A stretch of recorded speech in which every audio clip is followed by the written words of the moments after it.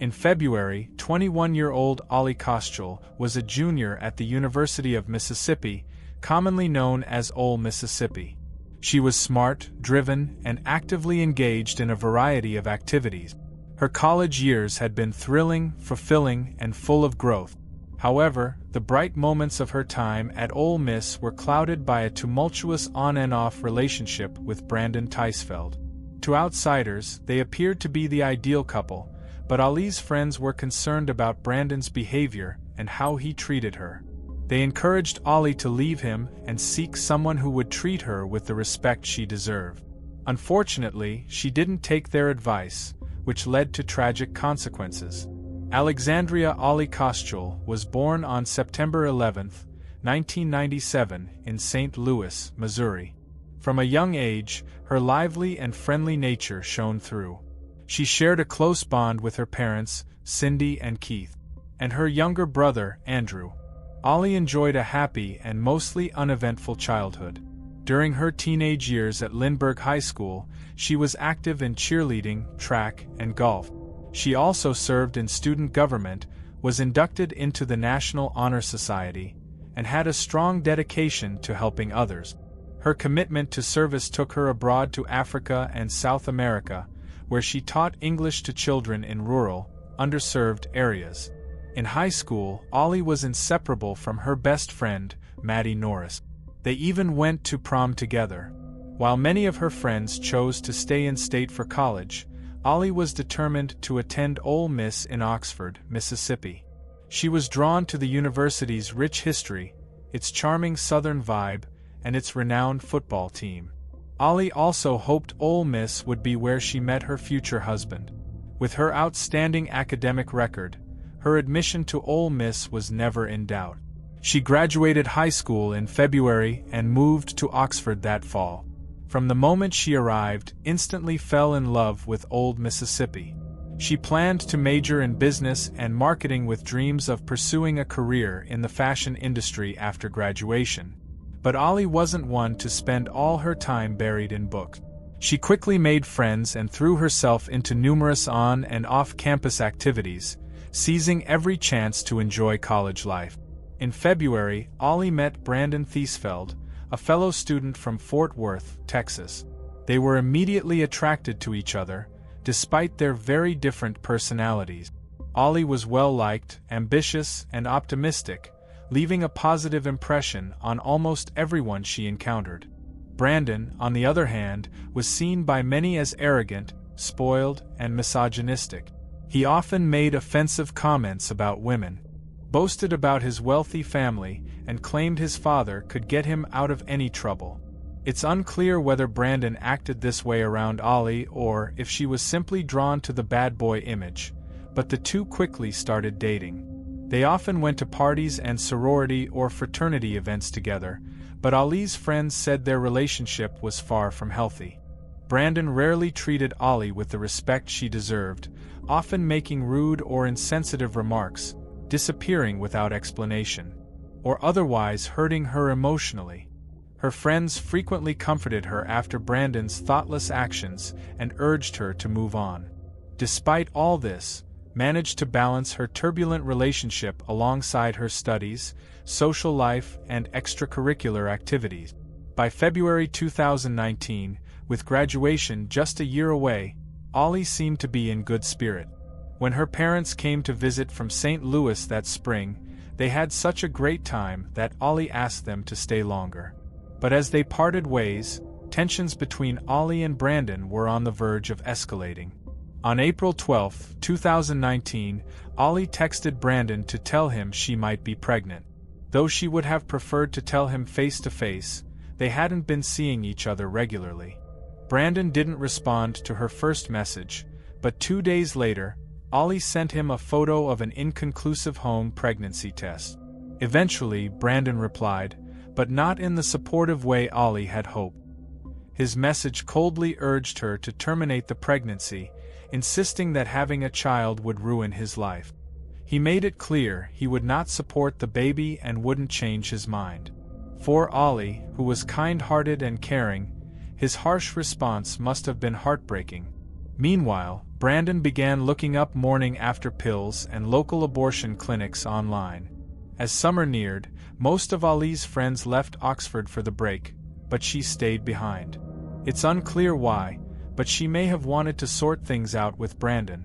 In mid-July, Brandon visited Fort Worth and posted a photo of a Glock Model 22.4 caliber pistol his father had given him, captioning it, "Finally taking my baby back to Oxford." After returning to Oxford on July 16, Brandon searched online for gun silencers, tactical face masks, hollow-point bullets, and even information about serial killer Ted Bundy. On the evening of Friday, July 19, Ali's mother, Cindy, called to check in. Ali had just woken up from a nap and mentioned she was planning to go out that night. She met up with friends at a bar in Oxford Square, but around 9 p.m., Brandon messaged asking if he could come over. Ali agreed, possibly hoping they could patch things up. She left the bar shortly after 11:30 p.m. and took an Uber home. At 12:46 a.m. surveillance footage showed Brandon's Chevy pickup near Ali's apartment at the retreat. By 1:14 a.m., the truck was seen driving away in the opposite direction. GPS data showed their phones moving together towards Sardis Lake between 1:14 and 1:55 a.m.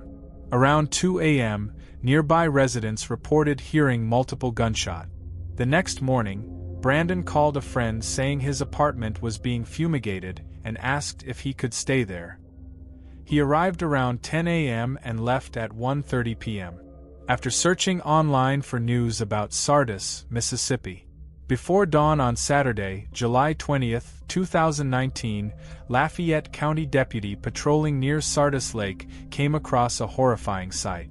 As he rounded a corner, his headlights revealed the lifeless body of a young woman lying face down. She had been shot multiple times in the back, and spent-caliber shell casings were scattered on the ground nearby. This grim discovery marked the beginning of a tragic investigation into Ali Costiel's last moments.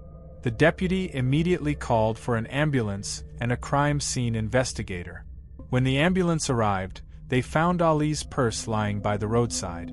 Shortly after, Lafayette County investigator Jared Bundren showed up and located Ali's driver's license and University of Mississippi ID inside the purse. Bundren, a seasoned investigator, was deeply affected by the scene. He had never seen a victim shot so many times before. Though Ali's phone was missing, the belongings in her purse were enough to confirm her identity. In the early morning hours, Cindy and Keith Kostiel received every parent's worst nightmare, a heartbreaking call from the police. As word of Ali's murder spread, her family, friends, and sorority sisters were left reeling with shock and grief. Maddie Norris, Ali's close high school friend, was particularly devastated. Find the killer, investigators began interviewing Ali's friends and acquaintances, and nearly everyone pointed to one person, Brandon Thiesfeld. Although Ali's phone was never found, many of her text messages with Brandon had been backed up to her Apple account, offering vital evidence. On Sunday morning, July 21st, investigators reached out to Brandon, asking him to come in for questioning. He claimed he was busy but promised to show up the following morning at 8:30 a.m. Already considered a person of interest, Brandon didn't keep his appointment, prompting the police to obtain an arrest warrant citing exigent circumstances and the risk he might flee. Cell phone tracking revealed Brandon was driving north on Interstate 55 toward Memphis, Tennessee. Law enforcement agencies were put on alert to watch for Brandon's black Chevy pickup truck bearing the license plate T3I. The Memphis Police Department's Fugitive Task Force swiftly tracked him down at a gas station near the interstate and arrested him without any resistance. During the search of his truck, officers discovered a .40 caliber Glock handgun. Brandon was then extradited to Lafayette County, Mississippi, just days after Ali's murder. However, investigators still needed concrete evidence to directly tie him to the crime. A search of his apartment uncovered a troubling unsent letter addressed to his parents. In it, Brandon admitted to battling dark thoughts, worsened by his frequent cocaine and alcohol use.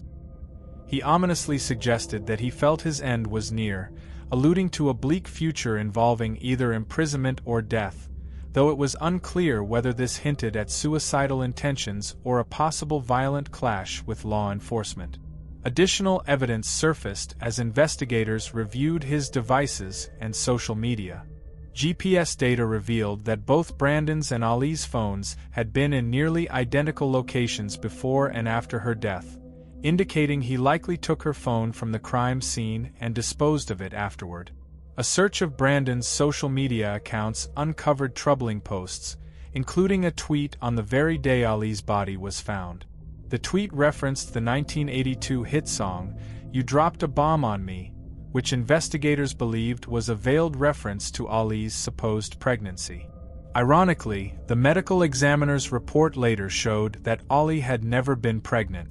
Ballistic testing confirmed that the bullets used in Ali's murder matched Brandon's Glock handgun, further strengthening the case against him. On August 20, 2019, a Mississippi grand jury indicted Brandon Thiesfeld on a charge of capital murder. The indictment accused him of kidnapping Ali prior to killing her, which raised the charge from first-degree murder. Despite the growing evidence, Brandon's father publicly defended him in a controversial interview with a Mississippi TV station, insisting on his son's innocence and asking the public to withhold judgment until the trial. Meanwhile, Ali's friends and family held a memorial to celebrate her life and remember the deep impact she had on everyone who knew her. Many people took to social media to express their outrage and disgust toward Brandon for allegedly committing such a brutal and senseless crime. Brandon's trial was delayed nearly 2 years due to the COVID-19 pandemic. Although Brandon initially pleaded not guilty to the capital murder charge, his defense attorney soon requested that he be released on a reasonable bond. However, before the judge ruled, the attorney instead asked for Brandon to remain in custody while undergoing a psychiatric evaluation. This move appeared to be a tactic to prepare for a possible plea of not guilty by reason of insanity. Yet, the evaluation determined that Brandon was sane and competent to stand trial. By late 2020, after lengthy negotiations between the prosecution and defense, the charge was reduced from capital murder to first-degree murder. In the summer of 2021, Brandon changed his plea and quickly admitted guilt. As part of the plea deal, he took the stand and provided a detailed account of the crime he committed. The courtroom was heavy with emotion as members of both the Kostal and Thiesfeld families, along with a dozen of Ali's friends and sorority sisters, gathered to attend the trial. The mood was understandably tense and deeply heartbreaking. Although Brandon testified, neither he nor his lawyer revealed a clear motive for the murder. However, Lafayette County District Attorney Ben Creekmore stated that Brandon killed Ali because he didn't want to have a child. This was especially heartbreaking for everyone in the courtroom since it had already been confirmed that Ali was never pregnant. The trial itself was relatively straightforward and lacked dramatic moments, as Brandon had already confessed and pleaded guilty to first-degree murder. Consequently, he was convicted and sentenced to life imprisonment at the Mississippi State Penitentiary, commonly known as Parchman Farm. Under Mississippi law, individuals convicted of first-degree murder might become eligible for release after serving 15 years or upon turning 65. Still, there is no guarantee Brandon will ever be released, and he may spend the rest of his life behind bars. Following the verdict, Brandon expressed remorse to Cindy and Keith Koschel, apologizing for taking their daughter's life and the immense pain he caused. He said he wished he could undo what he did, asked for God's forgiveness, and hoped that one day, Kostrels might find it in their hearts to forgive him as well. Ali's parents were read aloud in court by Lafayette County Assistant District Attorney Mickey Mallet. Cindy Kostrel's statement expressed the profound connection she had with her daughter and the indescribable pain of their loss. She called Brandon a cruel and evil monster and wished that every time his cell door closed, he would be reminded of the terrible crime he had committed. Both Cindy and Keith confessed they were still struggling to accept the reality. Keith shared that sometimes he feels as if Ollie is just away at Ole Miss and that it's only a matter of time before they see her again. After the conviction, Brandon's parents issued a statement. His mother, Carrie, expressed her shock upon hearing that her son was under investigation for such a crime. She and her husband had been unaware of Brandon's emotional difficulties. While they admitted their son's guilt, Carrie encouraged other parents to maintain open communication with their children, stressing that no problem should ever be too big or too sensitive to talk about.